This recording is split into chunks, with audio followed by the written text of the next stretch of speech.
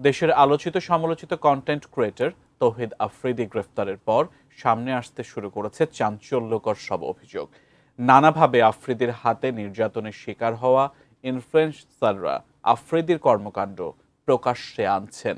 তবে আলোচনার জন্ম দিয়েছে আফ্রিদির সবচেয়ে ঘনিষ্ঠ তানভীর রাহির অভিযোগ, যার উত্থানই হয়েছিল আফ্রিদির হাত ধরে।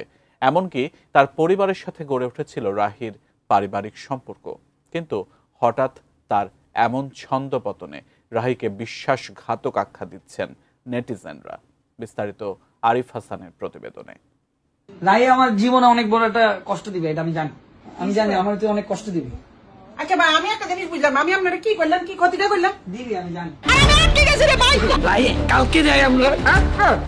কন্টেন্ট ক্রিয়েটর তানভীর রাহি, যিনি পরিচিতি পেয়েছেন দেশের আলোচিত সমালোচিত ইউটিউবার তৌহিদ আফ্রিদির হাত ধরে। 5 আগস্টের পর জুলাই আন্দোলন বিরোধী ভূমিকা নিয়ে তোপের মুখে সোশ্যাল মিডিয়া থেকে আড়ালে থাকেন আফ্রিদি। বন্ধ করে দেন ভিডিও বানানো।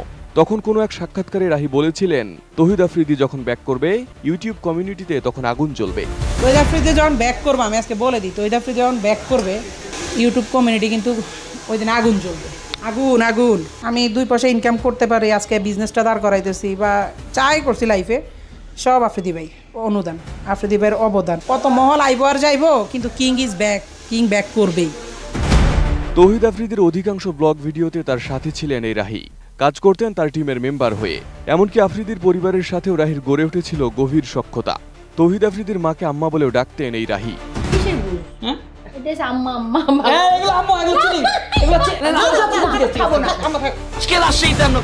আওয়ামী সরকারের বিভিন্ন এমপি, মন্ত্রী ও প্রশাসনের উচ্চ পর্যায়ে ভালো সখ্যতা গড়ে তুলেছিলেন তৌহিদ আফ্রিদি।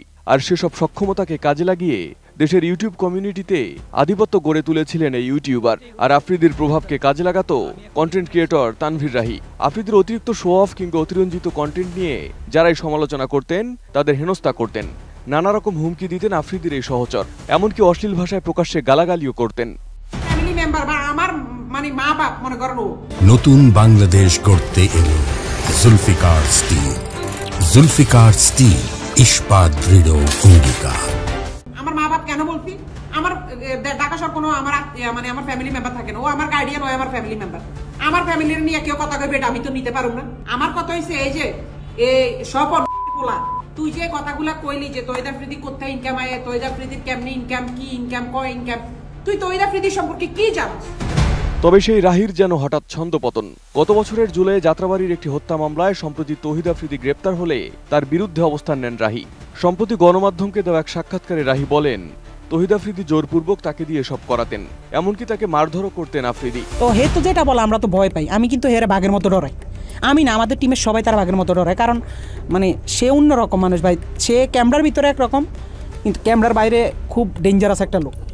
তারা কিন্তু সবাই ভয় পায়। ইউটিউব ইন্ডাস্ট্রিতে একটা টাইমে তার সবাই বাঘের মতো ভয় পাইতো। সবাই তার অফিসে ডাকাইতেছে, যারা আমরা টিমের যারা মানে ছাত্র আন্দোলনের সময় তার বিপক্ষে চলে গেছিলাম। তার বেল্টের বাড়ি আমার তো বেশি কেউ খায় না।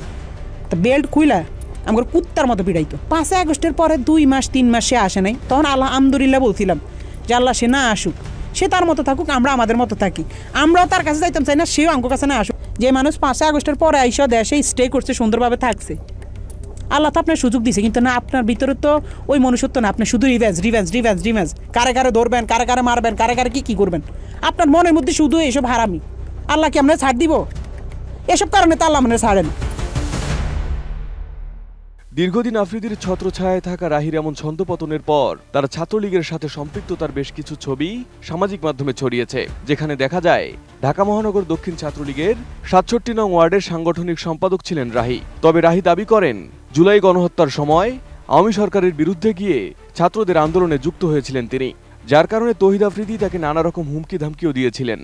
রাহির এমন স্বীকারোক্তির পর সামাজিক মাধ্যমে তাকে বিশ্বাসঘাতক তকমা দিচ্ছেন নেটিজেনরা। রাহি আমার জীবনে অনেক বড় একটা কষ্ট দিবে, এটা আমি জানি আমার তো অনেক কষ্ট দিবে। আচ্ছা ভাই, আমি একটা জিনিস বুঝলাম, আমি আপনারা কি করলাম, কি ক্ষতিটা করলাম দিবি আমি জানি। আচ্ছা কোন দিক দিয়ে মানে দিই আমরা আমার এটা করেন, আমি এই পর্যন্ত কি করলাম? ঠিকই আমার সাথে একদিন পোল্টি মারবি, ঝগড়া হবে, দূরে চলে যাবি, জানি যেদিন আমার ফেম থাকবে না, নাম থাকবে না, ঠিক আছে?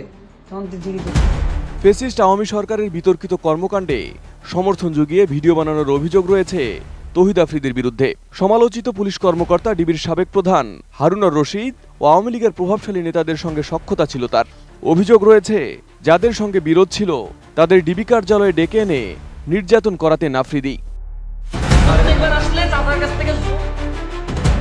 আফ্রিদির বিরুদ্ধে অভিযোগ রয়েছে গত বছরের জুলাই আন্দোলনে যখন নির্বিচারে গুলি চালিয়ে ছাত্র জনতাকে হত্যা করছিল ফ্যাসিস্ট শেখ হাসিনার আইনশৃঙ্খলা বাহিনী ও দলীয় ক্যাডাররা, সেই উত্তার সময় আন্দোলনকারীদের বিরুদ্ধে একাধিক কন্টেন্ট ক্রিয়েট করে ফেসবুক, ইউটিউব, টিকটক ও ব্লগে প্রচার করেছেন তৌহিদ আফ্রিদি। এসবের মূল লক্ষ্য ছিল হাসিনার হত্যাকাণ্ডের বৈধতা দেওয়া। আফ্রিদি শুধু নিজে নয়, অন্য অনেক কন্টেন্ট ক্রিয়েটরকে হাসিনার পক্ষে কাজ করতেও চাপ দেন বলে অভিযোগ রয়েছে। আফ্রিদির কথায় ভিডিও বানাতে রাজি না হওয়ায় অনেকে নির্যাতনেরও শিকার হয়েছেন। তাদের অনেকেই এখন মুখ খুলতে শুরু করেছেন। Arif Hasan, ATN news.